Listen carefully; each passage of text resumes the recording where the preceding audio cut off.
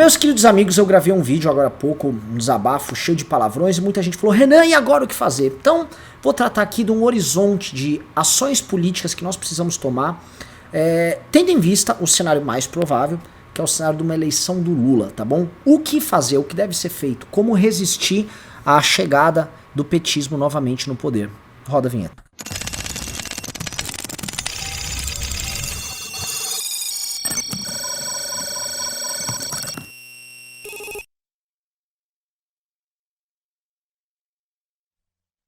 Meus amigos, antes de continuar, peço por favor para você dar o like no vídeo, se inscrever no canal e clicar no sininho. Faz essas 3 coisas, tá bom? É a trinca do Nanã, é a trinca do Renan. Não vou mais falar aquela outra trinca que dá muita polêmica, tá? É a trinca do Renan. Se você gosta do nosso trabalho, vem pro meu Telegram pra gente trocar ideia lá. Inclusive esses vídeos aqui, eles surgem muito no meu bate-papo com a galera no Telegram.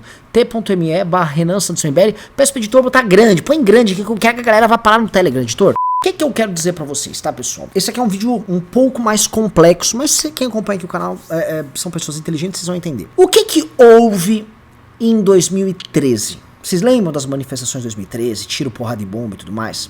Foi uma grande revolta que parecia que foi subterrânea, que ela saiu de baixo pra cima, como ela saísse dos metrôs, do esgoto, ela pum! Ela emergiu nas grandes cidades ali, uma raiva que as pessoas não sabiam explicar, contra a corrupção, os serviços públicos ruins, e é a primeira vez que as pessoas usaram a internet para se conectar e protestar, tá bom? Depois disso vieram as grandes manifestações do Fora Dilma, logo após uma eleição em que a Dilma Rousseff ganhou por pouco do Aécio Neves, tava bem por pouco mesmo, e essas grandes manifestações, elas pegaram aquela, vamos dizer, inconformidade de 2013 e deram um sentido para ela.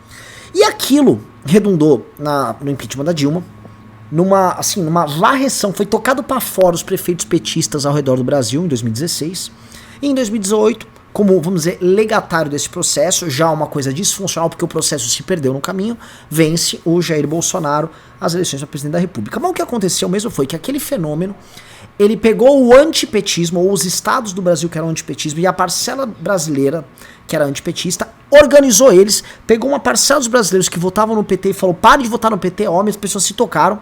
E aí um cara ganhou a eleição carregando esse espírito com ele, que foi o Bolsonaro. Ele ganhou, chama um liberal para tocar a economia, chama o Sérgio Moro, que foi o responsável pela Lava Jato, para operar, vamos dizer, a parte de segurança pública e justiça, e com isso ele faz um governo unificando essas teses. E ele, em pouco menos de 6 meses, destrói absolutamente tudo. Foi o governo Bolsonaro, não preciso aqui ficar indo. Mas o que acontece, tá? Com a destruição disso, todas as forças de oposição ao petismo que haviam, PSDBismo, nem boto MDB nisso, mas eu boto DEM, PSDB e algumas microexpressões, elas ficaram perdidas, estão debanadas e elas estão se destruindo. O bolsonarismo permaneceu dono de um determinado nicho e restou o petismo, que é dono daquele restante do eleitorado que perdeu em 2018, se comunicando com as pessoas na linha do eu avisei, falei que foi um golpe, a vida ia ficar uma droga, vocês fizeram besteira, vocês elegeram fascista. E esses caras, eles estão retornando ao poder com esse argumento. E percebam, é um argumento que parece forte, porque ele encontra na realidade elementos que ajudam a validá-lo, entendeu? Ou seja, não que o argumento seja verdadeiro, mas, por exemplo, quando eu falo, pô, uma vida realmente tá ruim, tá? Pô, o cara realmente é um louco, elegemos um retardado, deve mentar um louco, tá? Tudo aquilo que aconteceu não deu nada e a vida, ela, durante um período no governo Lula, foi melhor. Então, meu Deus do céu, tá aqui, o Lulinha tava certo. Lula, toque minha vida, sou um merda. Então, o que houve na cabeça dos brasileiros que se revoltaram contra o petismo entre 2013 a 2018? É como se eles tivessem assumido as rédeas pela tomada de decisão política que eles fariam com a vida deles, agora que eles tinham as redes sociais, não dependeriam da grande imprensa, e ao, vamos dizer, chegarem à maioridade, se comportarem como adultos politicamente falando, eles fizessem caca, ai, fiz caca, ai, que eu fiz, botei Bolsonaro lá. E essas pessoas, né, que é como se fosse, vamos dizer, um jovem que entrou na maioridade, e a primeira coisa que fez foi com 18 anos beber e bater o carro, né? E aí tá envergonhado, esse jovem não quer mais dirigir. Ou seja, essas pessoas em grande medida se desengajaram. E quem permaneceu engajado são as pessoas que estão iludidas na droga do Bolsonaro, que é o jovem que começou a usar crack, e aí o traficante tá dizendo, use aí, é bom, crack é bom demais, pô, use essa crack aí. E o cara tá, vou ficar usando lá, vou tomar cloroquina e tal. É uma turma que ficou malocada, deixa essa turma bilolada lá. O resto do Brasil antipetista, este resto tá desorganizado, tá perdido, tá sem esperanças, e tá de certa forma arrependido do próprio uso da liberdade que ele tem e dos poderes que ele conquistou através do uso das redes sociais. O que precisa ser feito, meus queridos amigos? Se nós tivéssemos uma candidatura empolgante à presidência da República, uma candidatura da terceira via, essa candidatura ia pegar esse Brasil que tá, vamos dizer, quieto, envergonhado, ela ia devolver dignidade primeiro para essas pessoas, para elas voltarem pro debate público e elas fazerem o enfrentamento ao petismo. Isso passa por expurgar o bolsonarismo delas, para mostrar que elas não são bolsonaristas, tá? E elas não são bolsonaristas, isso precisa ser colocado, e demonstrar para elas que elas não fizeram nada de errado e que viver e votar é acertar e errar. E é do jogo, é da vida.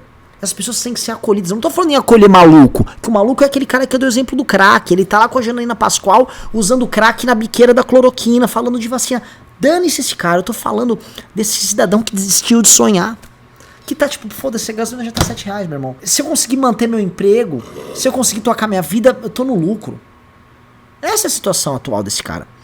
Tem que ser devolvida a vontade de lutar, esse cara tem que voltar a ter gana. Esse cara tem que voltar a brigar no grupo da família com o sobrinho bolsominion e com a tia petista.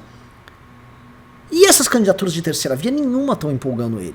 Essas pessoas, e não estão, e pelo andar do carruagem, eu não vejo nenhuma delas fazer isso, tá? E aí o que me resta? O que eu falo? O que é o plano? Renan, qual é o plano?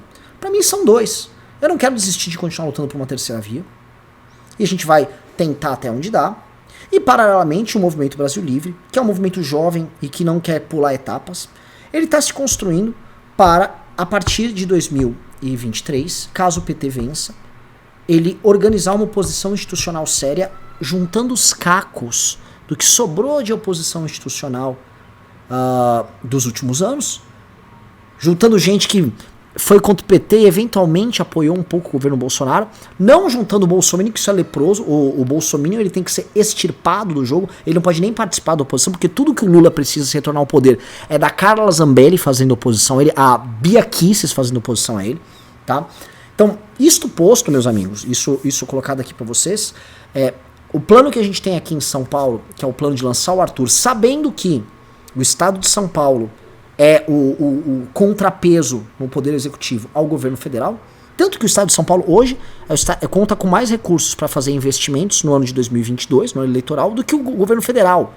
São Paulo é uma potência econômica, e é uma potência econômica que está descolando do resto do Brasil, num processo, pelo fato de São Paulo ter uma população com uma produtividade maior, uma escolaridade maior, num processo que já acontece em outros países. Você pega a região de Londres, lá na Inglaterra, você pega Nova York, Califórnia, Texas também, há um descolamento das outras regiões. E isso acontece, está acontecendo aqui, não é uma coisa para ficar feliz. O Dória está pegando essa arrecadação através de um aumento de impostos e está usando isso de forma eleitoreira, também não tem tanto mérito. Falam assim, o Dória é o maior gestor. Porra, ô Gaia! Ô Gaia! Tá que pariu, no meio da porra do meu vídeo. Ô Gaia! Vem pra cá, vem pra casa, vem pra cá! Tá falando do estado de São Paulo. E, portanto, ter o estado de São Paulo como um instrumento para fazer este enfrentamento ao petismo, para não deixar que o petismo aparelhe, por exemplo, a polícia de São Paulo, como ele sempre quis fazer, para que o petismo não coloque em prática aquilo que ele já dizia no plano de governo do Fernando Haddad, aparelhar e controlar a imprensa, aparelhar e controlar as Forças Armadas, não deixar que volte a acontecer depois o que aconteceu nos anos de 14, 15 e 16, que foi a organização das pessoas, a organização de uma força política ascendente usando as redes sociais, os militares não estarem de joelho para eles. Reorganizar a sociedade civil e parte das instituições para o enfrentamento contra um PT que está 10 vezes mais esperto e mais descolado e que não vai querer cometer os mesmos erros de antes. É ganhar São Paulo, é ter São Paulo, mais do que ter o Estado e fazer São Paulo crescer, é ter São Paulo como se fosse seu irmão mais velho, o irmão mais forte da turma dos outros estados, para a gente poder peitar o PT. E essa é uma função central da eleição do Arthur aqui em São Paulo. E a gente fazer uma bancada, e o Arthur também ajudar nesse ponto, porque ser candidato a governo ajuda a fazer bancada, e a gente montar uma bancada para liderar a oposição institucional em Brasília. Para quê? Para não permitir que a oposição institucional ao petismo seja feita pelos fracotes, por essas lontras morais, figuras que não serve pra bosta nenhuma dos outros partidos, esse gigantesco centrão, que são as lideranças dos outros partidos, que é um monte de gente mamando sem parar. É gente mamando sem parar. Então a gente tem que montar uma galera que não vai ser sozinha a galera que vai fazer oposição. Hoje o Kim está absolutamente sozinho em Brasília. E não me venham falar de partido novo, tá? Se tem Bolsonaro hoje, tá, sancionando o projeto de lei do PSOL e vetando o projeto de lei que refinancia imposto para MEI, para pequena empresa, é porque teve liberais e mercado financeiro que bancam essa turminha lá em Brasília, que defenderam a permanência do Bolsonaro no poder e foram contra, ajudaram a sabotar o impeachment do Bolsonaro, tá? Então, assim, o Kim não pode estar sozinho, nós temos que montar uma bancada, a gente tem que sair de São Paulo, só a turma do MBL fazendo pelo menos 4 federais só aqui de São Paulo, para ajudar a organizar o resto. E para ter um poder de pressão no resto do país, com o resto da bancada da oposição, para que esta oposição não deixe passar PEC, para que o Lula não consiga revogar a reforma trabalhista, para que o Lula não consiga derrubar a PEC do teto que passou, para que eles não destruam de vez o que tem no país e não levem à frente um projeto que não se iludam, um projeto que entenda o que o Bolsonaro fez e que pegue as ferramentas que o Bolsonaro ativou, como aparelhamento de PGR, aparelhamento de Polícia Federal, aparelhamento do Supremo num nível ainda maior, compra de parlamentares com orçamento secreto, usar todas essas ferramentas absurdas que o Bolsonaro abriu e que o PT vai usar, a gente conseguir montar uma linha de defesa, que não será fácil. Então, se eu for olhar de forma racional, é trabalhar pela terceira via, vamos usar essa mesma estratégia para ajudar a terceira, vamos. Mas se não der, meu irmão, é montar essa grande linha de defesa, o MBL se estruturar pra gente estar com um partido, ou um partido nos dar espaço para termos uma candidatura a partir de 2026, produzir material intelectual e alternativas de país para não vir candidatos ficarem sempre falando, temos que fazer algumas reformas, hein? Olha só, é muito importante ter desenvolvimento econômico, mas com desenvolvimento sustentável, hein? Olha, chega, a gente parar de ficar falando essas coisas, shenanigans, blá blá blá, tá? Essa construção só é construir militância, compartilhar conhecimento e ter aí sim um time forte, estruturado para fazer frente nas ideias, nos votos e nas ruas com esse monstro que muito provavelmente vai retornar ao poder, tá bom, pessoal? Não sei se vocês gostaram, mas enfim, isso aqui é o que a gente já tem hoje na cabeça e vamos que vamos. Beijos e abraços para todos vocês.